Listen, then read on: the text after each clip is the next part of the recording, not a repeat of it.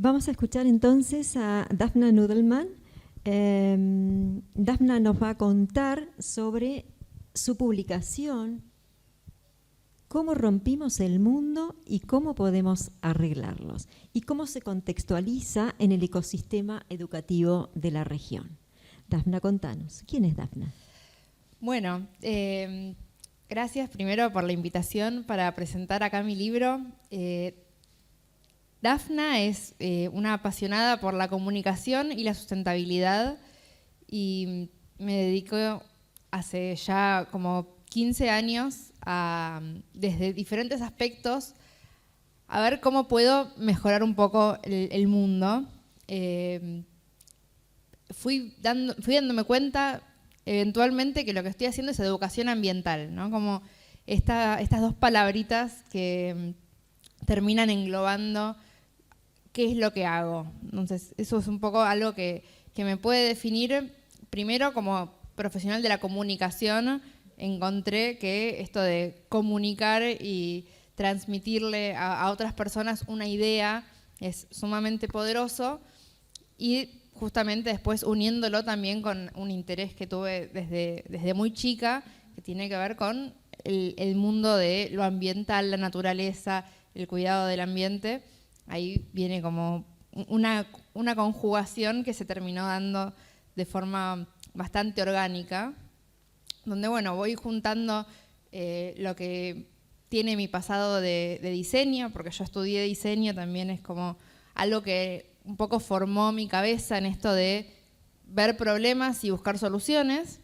Mi interés por la biología y bueno, la comunicación viene también como esto de decir, bueno, esto hace falta comunicarlo, y ahí viene a transmitir, ¿no? Como estas ideas, que justamente creo que una de las misiones más importantes que tenemos en este momento pasa por ahí, pasa por cómo podemos llevar esta información tan clave, tan crítica en este momento a la mayor cantidad de personas, porque debería ser todas las personas, pero bueno, empecemos porque seamos cada vez más.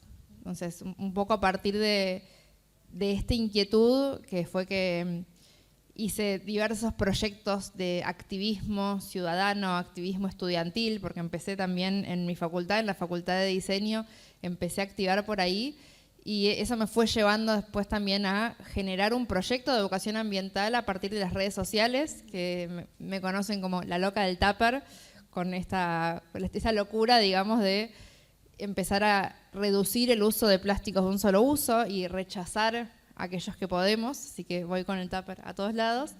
Y bueno, eso también me lleva después a seguir transmitiendo esta información en el libro, Cómo rompimos el mundo y cómo podemos arreglarlo.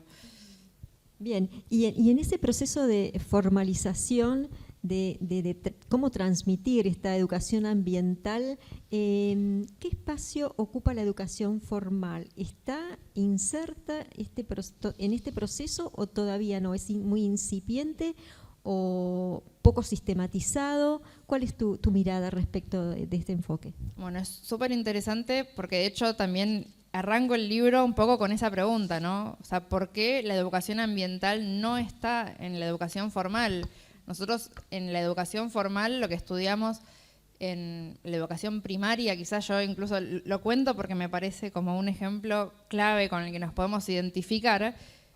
Estudiar biología pasa por la germinación del poroto. Entonces, estamos estudiando cómo funciona, que un poroto tiene vida y crece, las raíces.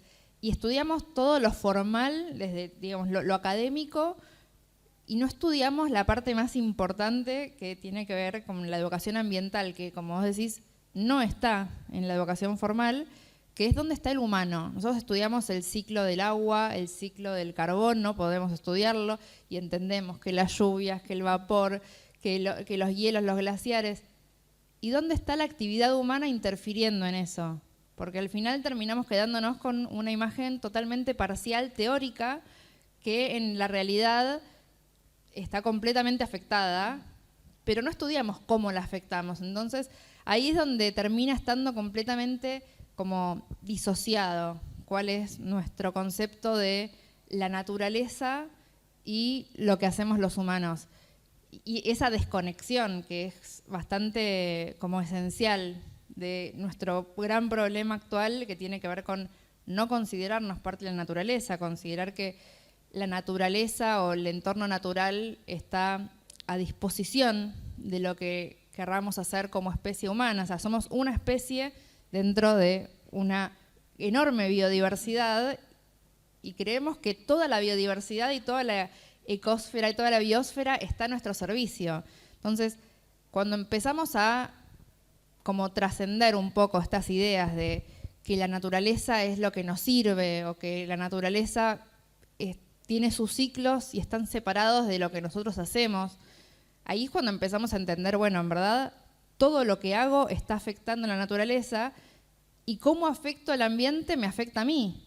Y esa es la parte donde la educación formal en ninguno de los niveles está. O sea, no está conectado qué es lo que hacemos las personas para afectar la naturaleza, ni cómo lo que hace la naturaleza nos afecta a nosotros.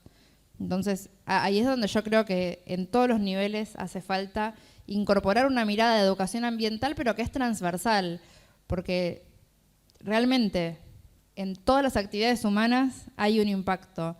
Entonces, ¿por qué no lo estamos viendo en todas las materias, en todas las asignaturas, en todas las especialidades? Esto queda como algo aislado, como un poco también pasa con la educación cívica, ¿no? Como si fuese algo que está por fuera de lo demás. Y en verdad es algo que tiene que ser transversal. Estaría buenísimo que la educación ambiental empiece a entenderse desde lo económico, desde la ingeniería, ¿no? O sea, todas las cuestiones quizás un poco más exactas, no entenderlas como, que es un poco un problema que tiene, creo, la formación de conocimiento en general, tampoco es solo la educación. La ciencia tiene mucho este problema de entender las cosas en compartimientos estancos que no se tocan entre sí, que es un poco una limitación. Yo también lo comparto en el libro porque también hay que entender, son las limitaciones que tiene nuestra forma de conocer el mundo. Entonces, necesitamos, como mínimo, ser conscientes de esas limitaciones para poder un poco trascenderlas, porque muchas veces lo que termina pasando, y es lo que planteo, es que hay un montón de cosas que son dañinas al ambiente o son dañinas a nuestra salud, pero a la ciencia le cuesta llegar a tener esa evidencia absoluta, certeza total. Y en el medio pueden pasar 50 años, es lo que pasó con el plomo, lo que pasó incluso con en sí el concepto de entender que estamos atravesando un proceso de cambio climático acelerado, antropogénico, es decir, que es causado por las acciones del hombre. Esto desde los años 70 que se está diciendo, y recién tenemos que esperar 50 años para decir, es cierto. Entonces, bueno, hay acá un montón de cosas que necesitamos también empezar a como un poco amigarnos con cierta incertidumbre o cierta cuestión de, bueno, las cosas quizás no van a ser tan certeras como quisiéramos, pero aún así necesitamos entender que un poco frente al principio de precaución, ¿no? Como esto podría salir mal o podría salir bien. Bueno, pero si sale mal, ¿cuál es la consecuencia? Es bastante grave. Entonces, empecemos a actuar en relación a eso. Entonces, realmente esto atraviesa todo, lo legal, ¿viste? Lo técnico. Podríamos analizarlo desde todos los puntos de vista casi. Pareciera haber un contrapunto entre la teoría, lo que se conoce sobre el impacto de las emisiones de gases de efecto invernadero y lo que el sistema produce, ¿no? Cada vez produce más residuos. Por un lado, en lo discursivo decimos tenemos que dejar de consumir tal cosa o plásticos de primer uso, y por otro lado vemos, no sé si ustedes recorren TikTok, los famosos unboxings que para sacar un producto así de chiquitito desarman 7 bolsas de plástico. Entonces ahí hay una dicotomía entre lo que se plantea como necesario para la supervivencia del planeta y lo necesario para un sistema económico. ¿Cómo? No pedimos que hagas futurología, pero ¿cómo es tu percepción desde tu mirada profesional y ya atravesando o recorriendo este campo desde hace muchos años? ¿Qué ¿Cómo ves, cómo sigue esa película? Porque así como se presenta, es bastante intimidante. Bueno, es complejo. La realidad, a mí me gusta una frase que al menos en mi mundo se dice mucho, que tiene que ver con esto que vos decís, ¿no? Como hay un sistema que tira para un lado, pero vemos que las necesidades, o sea, lo que tenemos que hacer es ir para el otro.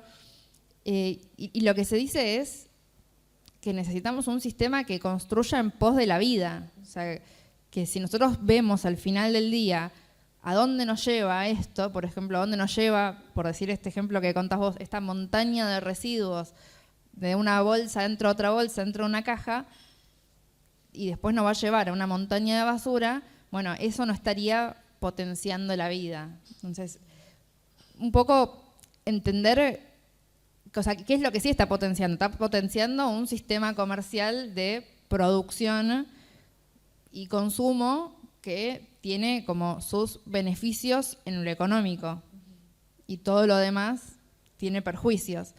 Entonces, ahora cuando nosotros hablamos de algo que potencie la vida o que sea de triple impacto, es decir, que impacte positivamente en las personas y en el planeta, además de en las ganancias, que tiene que ser económicamente sustentable y rentable, pero no puede ser ese su único fin. Es decir, bueno, tengo estos 3 balances, en este me da positivo y en los demás me da negativo porque estoy explotando personas, porque estoy contaminando el medio ambiente y explotando recursos no renovables o explotando recursos renovables a un ritmo en el que no pueden renovarse, entonces los sigo agotando. Bueno, estos 3 resultados en verdad no me están dando. Y eso es lo que termina pasando a nivel sistémico, a nivel global. Los números no dan, pero como solamente estamos mirando un número y los gobiernos, y a nivel global estamos mirando el PBI.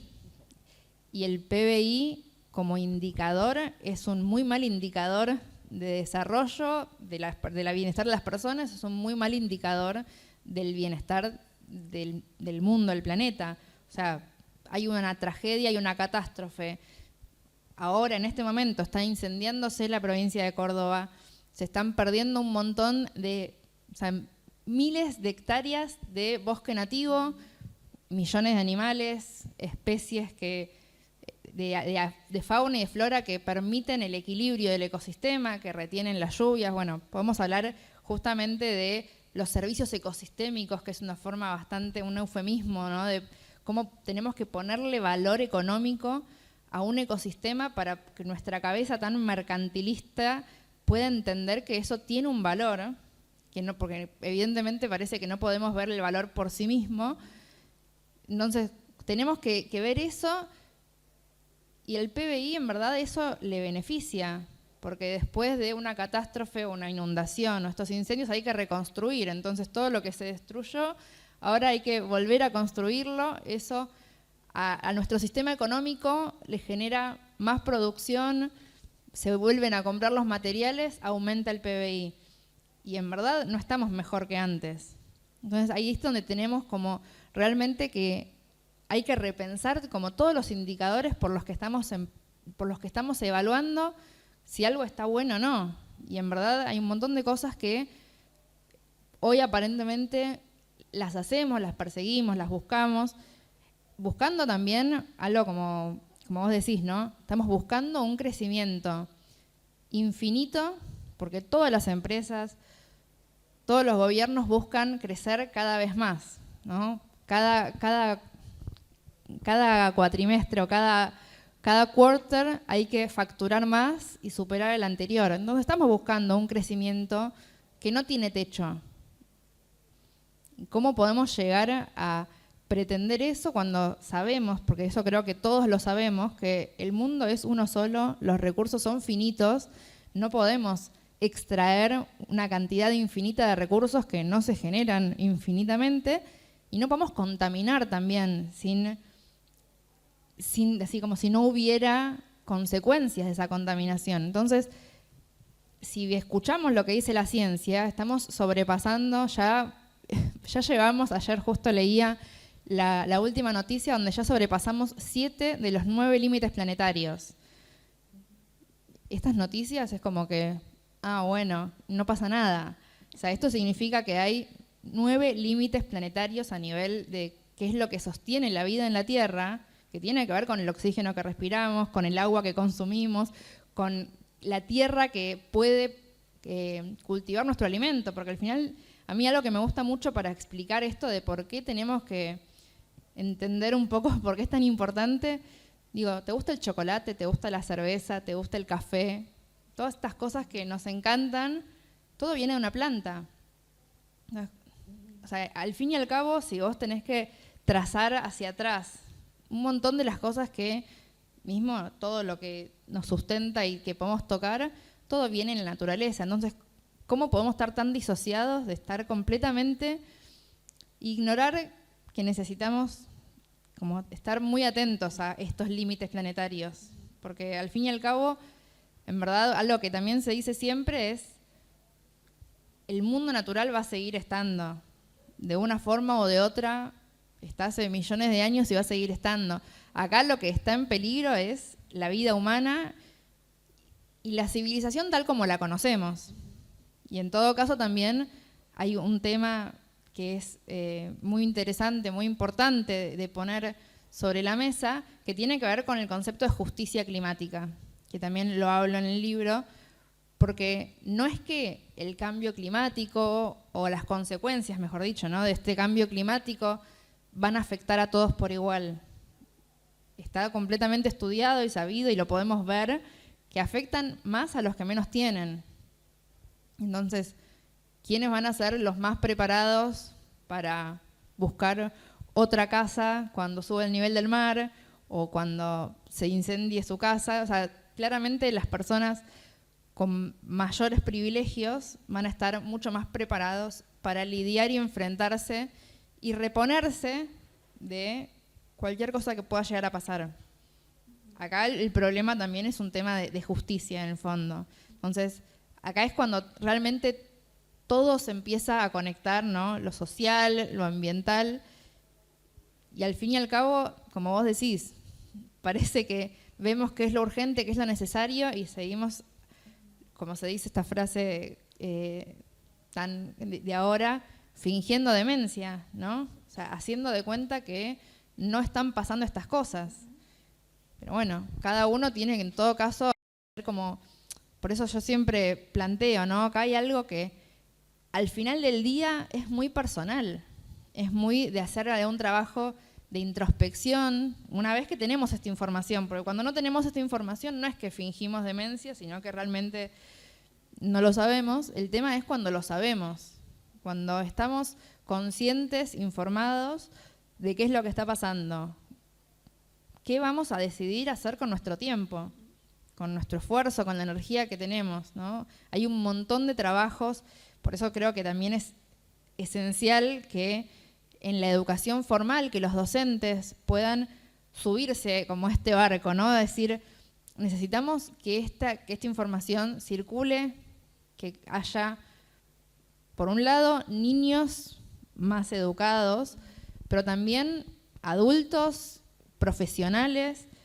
que el día de mañana, cuando vayan a cualquier trabajo, estén conscientes de cuáles son los problemas ambientales y sociales que genera cualquiera sea el trabajo que hacen y cómo pueden ser parte de la solución.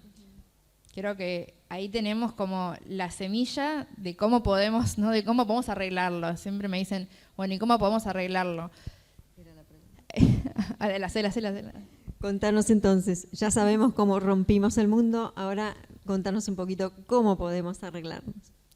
Bueno, no es que yo tenga una respuesta mágica, de hecho es medio una pregunta donde en verdad, más que preguntarnos cómo podemos arreglarlo, creo que tenemos que preguntarnos si queremos, porque hay justamente acá un tema de voluntad, también de hacer cierto duelo, de aceptar que hay ciertas cosas que no son sostenibles. Entonces pueden ser muy cómodas, pueden ser muy convenientes, pero si no son sostenibles a largo plazo, no son sostenibles para que todas las personas puedan disfrutar de esos privilegios, ¿no? Bueno, una reflexión personal de qué es lo que yo elijo hacer, qué es lo que voy a hacer.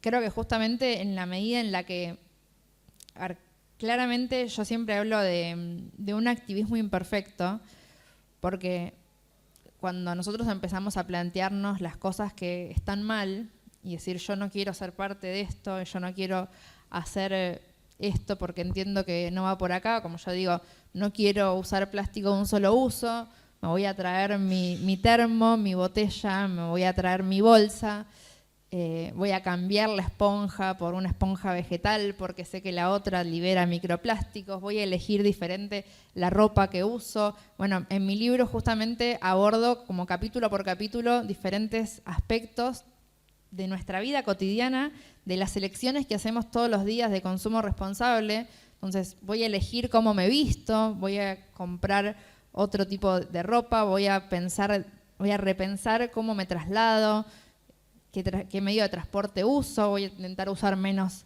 el auto y usar más el transporte público, caminar, andar en bicicleta, qué relación tengo con los electrodomésticos, con los electrónicos que ahora se multiplican todo el tiempo.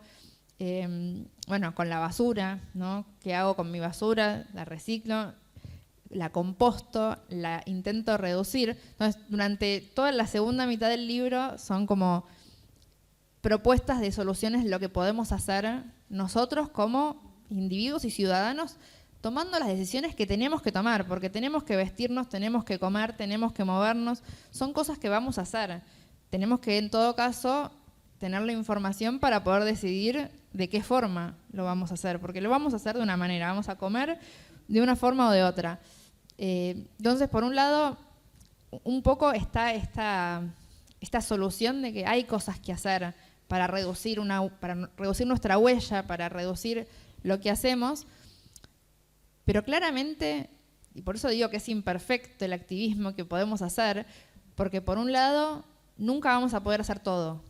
Cada vez que tiramos un poquito del hilito para entender cuáles son los daños de la industria de la moda, se nos empieza a hacer un ovillo gigante, una catarata para entender un montón de problemas y entonces parece que es inabarcable. Y después que empezamos a entender esto, empezamos a entender otra cosa y es de nunca acabar. O sea, es realmente todos los días hay nuevas cosas para enterarnos, para dejar de usar, para cambiar, Entonces, imperfecto no lo vamos a poder hacer. Y esa es una perfecta excusa para no hacer nada. Es decir, no, bueno, como no puedo hacer todo, no hago nada. Por eso sí, yo llamo mucho al activismo imperfecto. Es decir, no vamos a poder hacerlo todo, eso no significa que no valga la pena hacer nada, porque mucha gente, ¿viste?, como que se agarra de eso para decir, si no es perfectamente coherente, entonces mejor ni lo intento. Al mismo tiempo uno dice, bueno, pero en verdad, aunque mi aporte imperfecto tampoco es que va a cambiar todo. Entonces, y es cierto que ninguna persona haciendo todo bien ni haciendo las cosas que puede va a cambiar todo. Acá lo que necesitamos ser muchos. O sea, necesitamos realmente una masa crítica que pueda entender que hay un poco relacionado con la pregunta anterior, que empecemos a dejar de aceptar este sistema que va en contra de la vida, que empecemos un poco a revelarnos cada uno en su día a día, decir, yo quiero hacer otra cosa, quiero ir para otro lado, pero necesitamos realmente ser un montón y un poco en este mensaje como más de esperanza que comparto al final del libro es, si estudiamos todos los grandes cambios que vivió la humanidad, ya sea abolir la esclavitud, el voto femenino, ninguno fue que haya venido de arriba hacia abajo, desde los gobernantes hacia el pueblo, diciendo, ¿saben qué? A partir de ahora se nos ocurrió que es una buena idea abolir la esclavitud. Todos estos cambios necesitaron necesariamente un cambio en la mentalidad de las masas y que haya al principio un poco, después un poco más y en algún momento mucha gente, realmente una masa crítica muy grande de personas que no aceptan más esta otra forma de hacer las cosas. Entonces, estamos en este momento un poco lentos, un poco dormidos, pero estamos en este momento donde se ve, al menos, y mismo desde lo que es el marketing y las tendencias, se ve una macro tendencia, una mega tendencia, como se le llama, hacia entender que estamos atravesando esta necesidad de cambiar las cosas, de un consumidor responsable que está preocupado por estas cosas. A partir de un consumidor responsable, las empresas empiezan a cambiar, porque empezamos a ver cada vez más empresas que dicen que cambian. Ahí hay mucho también de lo que se llama greenwashing, donde dicen que cambian, pero en verdad no cambiaron. Y mucho que es en serio, que cambiaron porque también se dan cuenta que necesitamos ir hacia allá. Pero bueno, estamos haciendo demasiado poco, demasiado lento, necesitamos hacer más y más rápido. Tal vez el desafío sería un impulso desde el ecosistema educativo, ¿no? Para concientizar de manera formal y sistematizada, que si bien no resuelve el problema, por lo menos ayuda a atomizar la información, a internalizarla y que se vaya distribuyendo. Se me ocurre que podría ser digamos, un recorrido, un camino en el que el sistema educativo todavía está trabajando más bien desde lo informal, ¿no? Cada docente trae a su clase lo que siente o lo que piensa sobre tal tópico y finalmente al no estar sistematizado se desdibuja o pierde potencia, pierde fuerza. Queda en lo voluntario, ¿no? Como que también es un poco lo que pasaba en mi facultad cuando empezamos nosotros a llevar un poco estos contenidos a las cátedras, era algo voluntario y no sistemático. Creo que es fundamental y es clave que en la medida en la que se educan otras cosas, se empieza a meter como por el costado la semillita de estos temas, de la sustentabilidad, del triple impacto. Entenderlo también que es fundamental que los docentes se capaciten, o sea, digamos, formar formadores en estos temas, porque es imposible transmitir algo que no se sabe. Entonces, como tampoco está formalizado en las currículas de formación de docentes, es algo que viene por afuera, ¿no? Viene por lo informal o viene también por la voluntad individual. Bueno, estaría buenísimo que exista algo un poco más armado para llegar a todos los docentes y cada vez a más personas. Muchísimas gracias, Dafna. Un placer escucharte y bueno, vamos a ver si tomamos riendas de ese desafío. Gracias.